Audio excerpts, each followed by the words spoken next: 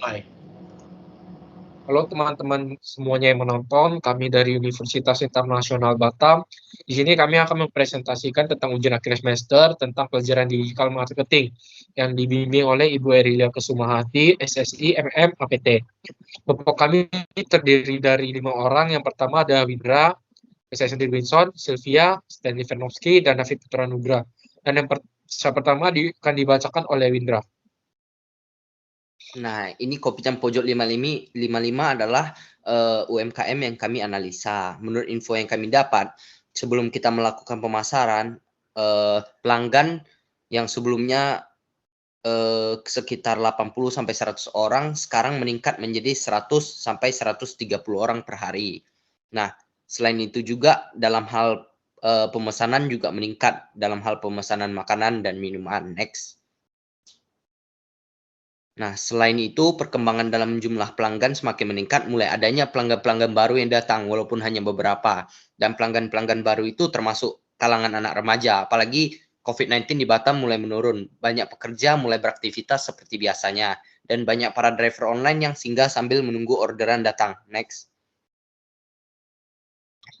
Nah, ini tabel perbandingan strategi pemasaran digital kami.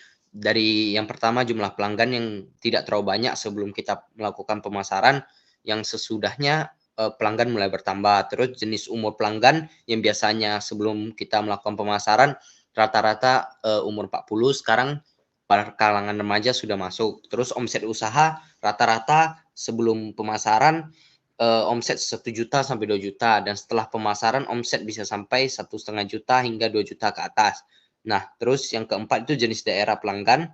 Yang pertamanya jenis daerah pelanggan yang campur beraneka ragam asalnya dari Medan, Jawa, Flores, Padang, Pinang. Nah, setelah melakukan pemasaran, pelanggan terlihat lumayan banyak dari asal Tanjung Pinang. Nah, yang kelima jenis asal tinggal pelanggan. Rata-rata pelanggan tinggal dari Tiban, hanya beberapa yang mengunjunginya dari luar Tiban. Sesudah kita melakukan pemasaran, banyak mulai yang dari luar Tiban mengunjungi Kopitiam Pojok 55. Next. Jadi slide selanjutnya akan dijelaskan oleh saya, yaitu tentang dampak dari pemasaran digital.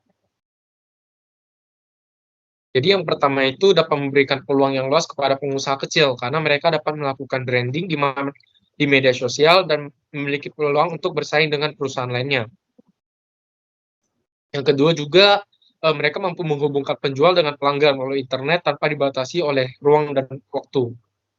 Nah, yang tiga ini biaya yang dikeluarkan juga jauh lebih murah dan efisien karena tidak lagi perlu mencetak brosur, flyer, template, atau media cetak lainnya, sehingga juga mengurangi penggunaan kertas ataupun paperless. Selanjutnya akan dijelaskan oleh Sylvia. Nah, yang keempat, pemasaran online kita dengan media sosial, analisis web, dan alat metrik online untuk mengetahui seberapa efektif dan mendapatkan informasi bagaimana pelanggan itu menggunakan situs web kita. Selanjutnya ada dampak pemasaran digital bagi kedai kopi Pojok 55. Dampak yang dirasakan oleh kedai kopi ini setelah melakukan pemasaran digital itu berdampak positif dari segi meningkatnya penjualan maupun dari segi variatif pelanggan dari asal tinggal, umur, dan asal daerah mereka. Apalagi pemasaran yang dilakukan menurut usaha ini sangat efektif karena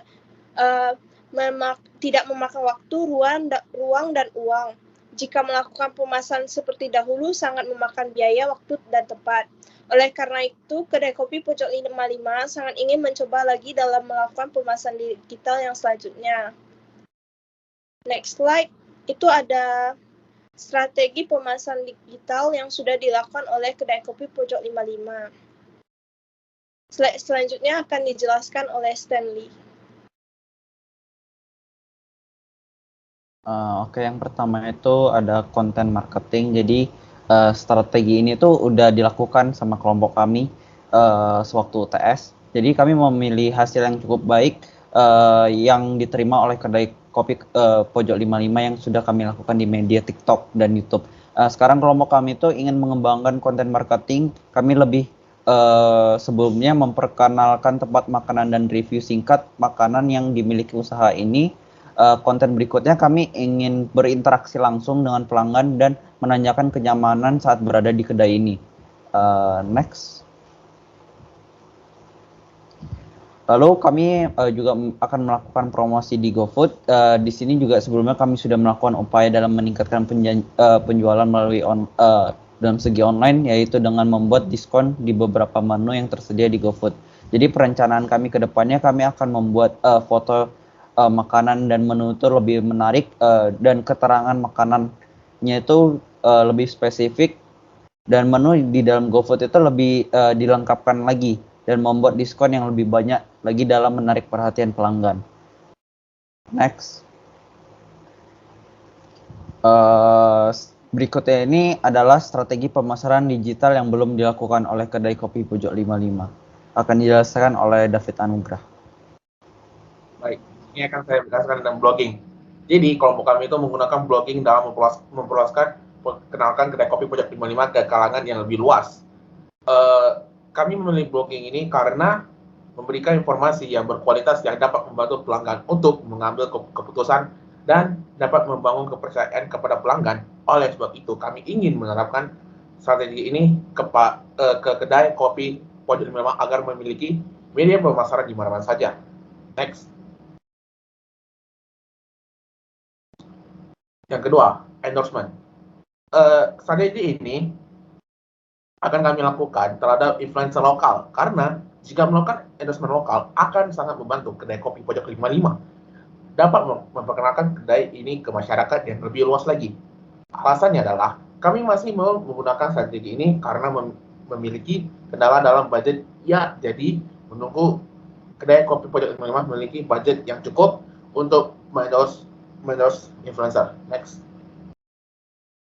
Ini perencanaan pengembangan strategi digital.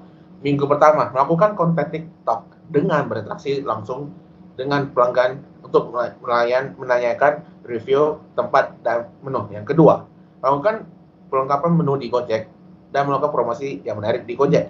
Yang ketiga, membuat website kedai kopi Pojok 55 dengan mengisikan sejarah, katalog, dan detail mengenai kedai ini. Yang terakhir, mengendorse selebgram lokal untuk mempromosikan kedai kopi Pojok 55. Next. Itu saja presentasi dari kelompok kami. Terima kasih.